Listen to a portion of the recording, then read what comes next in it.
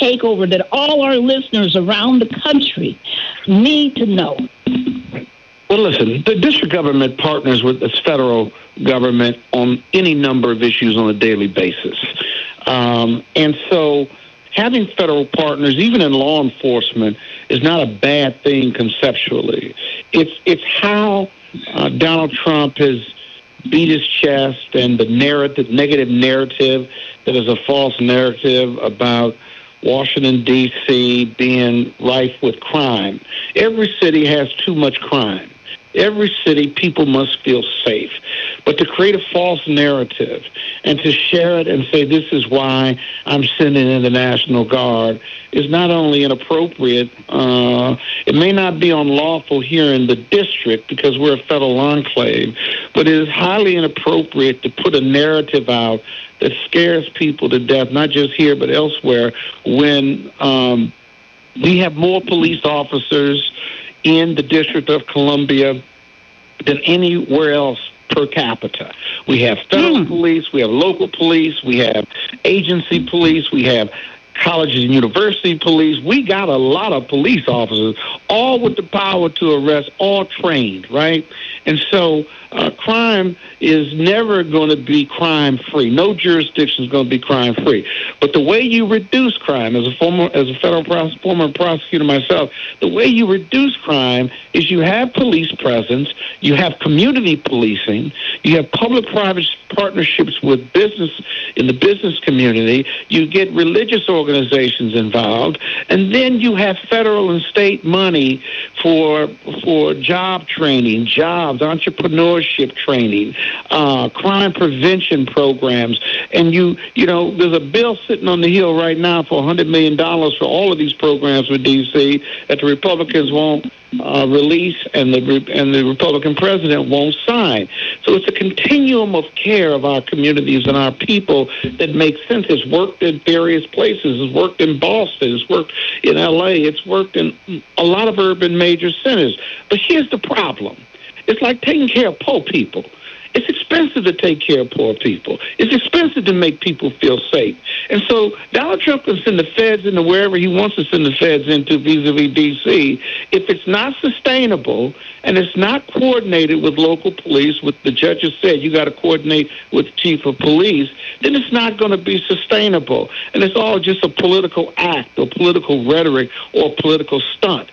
Now, you can't go into Chicago and L.A. and New York without the governor's permission, and the governor shouldn't give him permission unless the governor is going to say, well, let's partner on this, tone down the rhetoric, give me money for these crime prevention programs and these public-private partnerships, and then we can coordinate something if you really want to get to the depth and substance of preventing crime, not solving crime, because that's a different approach. Who cares? I'm still feeling unsafe if I get robbed and you catch the guy that robbed me. Why not prevent me from being robbed? Let's rethink policing in America. So let's prevent it, right, as opposed to solving it. Because we got more people arrested and more people in jail per capita than anywhere else. And yet there were 10 violent robberies in D.C. over the weekend with federal presence, with National Guard, with local police. Crime continues because you've got to give these young people and poor people, Mayor Barry used to call them the least lost and left out. You got to give them an alternative to violence, drugs, and crime. Give them an alternative, and I guarantee you they'll choose the alternative. They'll choose life over eventual death. They'll choose life over incarceration. You just got to give them a chance, especially if they're born in our poor communities with very little resources. But again, it takes sustainability, and it takes a lot of money. And there's not a lot of money, and politicians don't often want to invest lots of money into taking care of the least and lost and left out. We got to change that mindset. Well, yeah, that's really powerful, Scott. And, one of the things that I wanted to ask you, because when we're talking about the District of Columbia, obviously, the picture has been painted that, crime is running rampant and everything else throughout the district. But one of the things that sort of, I think, sometimes gets left out of this discussion of what's occurring is that when we're talking about policing in America, and we're talking about policing in the District of Columbia, and we're talking about policing in the African American community. You're talking about a community that generally is distrusting of policing ab initio, right, from the beginning. And then you add on to that this extra federal presence. Folks got to remember, and correct me if I'm wrong, National Guard, they're not trained to do community policing. They're not trained to know what the laws are in the District of Columbia that they're going to be enforcing. And so you have this National Guard presence that's there, and then, Scott, this is where I come in. Then you add ICE. You bring in the Immigration Customs Enforcement, and they set up all of these, what do you call them, the checkpoints, right, where they're stopping people and looking for immigration violations. You're creating, are you not creating a problem, and you're really trying to ignite something to make something jump off so you can bring more troops in? Am I off on that? I couldn't have said it better. And you're driving, the feds and the White House are driving a second layer of negative narrative. You're creating the appearance of a police state. And I have this view that putting the National Guard on the ground without the proper training, have them carrying guns in these communities, if that's what they're doing, I got to tell you, you're not far away from a bad mistake happening with young people who may not be as disciplined as you and I are, Daryl, in dealing with the police and responding to the police, and you're looking at a potential tragedy that I hope never happens. And so I think you're absolutely right. Now, the ICE agents can come in and do what they're going to do. Nothing we can do about that. But the National Guard, military troops, doesn't create a safe environment for the average citizen. In fact, it makes the average citizen nervous, quite frankly. And if you look at what the Restaurant Association and the Chambers of Commerce are saying in D.C. right now, that tourism is down. People going to restaurants and to the museums and to the malls are down. And they're down for two reasons. One, because while they may feel that presence, that doesn't make them feel safe. It makes them feel uncertain because they're not used to the military with AK-47s patrolling these areas. Secondly, one of my friends who is from Peru, his parents who are on a visiting visa. Here's a great example. Another second great example. His parents are visiting from Peru, and he wants them to see the nation's capital, and he lives in Arlington, Virginia, and he says, but Mr. Bolden, I'm not sure I'm going to take them to D.C.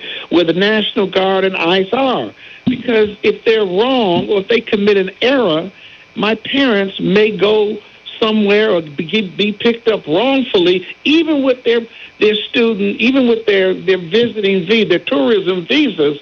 If the feds make a mistake, I may never see my parents again. That's the anxiety this has caused to someone who is from Peru, who's here legally, who's a citizen, and whose parents just want to visit and come to this great country of ours, this perfectly great, this imperfect, great country of ours.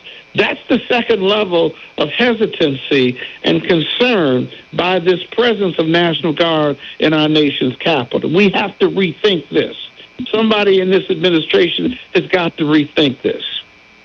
Yes.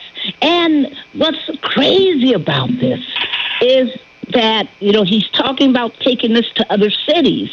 And I noticed, and I'm sure, people around the country have noticed, and I'm sure you noticed, that every city that he's talking about is black. Is predominantly black in population, predominantly Democratic in their voting. Is this yet another voter suppression measure? When you see it, and how do you feel about the way that Governor Wes Moore, Brandon Scott, and so many others have in Chicago, that is, how these governors and mayors and Pritzker and how they all have been responding to his threat. Yeah. What is your take on that? They've all had different responses. If the White House was serious about crime, and it's a good political talking point for them. But if they were serious about it, they'd have a coordinated effort and partner with these governors, not just in blue states, but red states, right? Like Monroe, Louisiana, where the Speaker of the House is, they got a higher violent crime rate than any of the blue cities, quite frankly, on the list. Yeah. And then you go to Georgia, you go to Georgia, Mississippi, Louisiana, Texas. I mean, all these red states, who, by the way, get more entitlements than anybody in blue states, by the way. You know, the Republicans hate entitlements, and they want to take people off the Social Security and Medicare roll and health care and stuff, but, you know, they get the greatest entitlements ever. But that's a side note. Let me just say this. The governors have all reacted differently. I like what Newsom has done. He's done his own surge because he's creating a factual narrative that says, Mr. Trump, President Trump, you don't belong here. We got this. We're going to take a page from the federal notebook. We're going to do our own surge and what have you. There you go. And by the way, I didn't invite you, and the law says I got to invite you. Now, what Trump is going to do is he's going to say, well, I'm coming to protect federal assets because there's an emergency like he did in L.A., and now the courts have stepped in. The Article 3 courts, as we know them, have stepped in. It's when you get to the Supreme Court that they're allowing him to expand his executive reach. But Pritzker has been good on telling him not fair. But Pritzker is saying don't come. But I'd be honest with you, if I was Pritzker and if I was the governor of Maryland, Westmoreland, who's a good friend of mine, I'd tell you, I'd pick up the phone and say, you want to come here? Well, let's coordinate. Let's make you a real federal partner so we can come with crime prevention programs and the presence of police. We don't need the National Guard. We need the resources and coordination. And if you don't want to do that, then I'm going to fight you in court. And that type of conversation, if it could take place, now I know what the governors would say to me if they heard me. They would say it's impossible talking to the White House because the White House really isn't interested in helping our cities of Baltimore or elsewhere. They're interested in making political statements because 2026 is coming up and they're terrified of losing the House because they've had a free reign for the last close to 2 years. And so the governors are probably right. But my message to those governors would be take a page from Newsom's notebook, do your own surge with the state police, right? And if you want to do National Guard, so be it, all right? Create a factual narrative that strengthens your case when Trump sends troops in, that strengthens your case in federal court. I think that's the best strategy. Wow. Let's change direction for a minute. But before we do, I want to give a shout out to all the people in Washington, D.C. Thank you for those nightly 8 p.m. noise-making sessions saying that we don't want you here. Thank you to everyone in Free D.C. and all the other groups that are planning for the September 6th. You heard me, everybody. September 6th. Write it down right now. September 6th. There will be a major D.C. march against the federal occupation. Be sure to go to freedcproject.org and look it up. freedcproject.org and just put in anywhere, September 6th march on D.C. Put it into your Google, your search engines, whatever, and make sure that you are there because this is so key. Let's talk about the Smithsonian. Oh, my Lord. The president has decided to attack the Smithsonian, the Blacksonian, the National Museum for African American History and Culture. You just wrote, Scott, an amazing article on August the 28th, and it was in the Atlanta Daily World, and it was entitled, Trump should let African American museums tell the truth about slavery. Whoa. Yeah. Tell us about that article. Well, the African American Museum is so important to America. Black history is American history.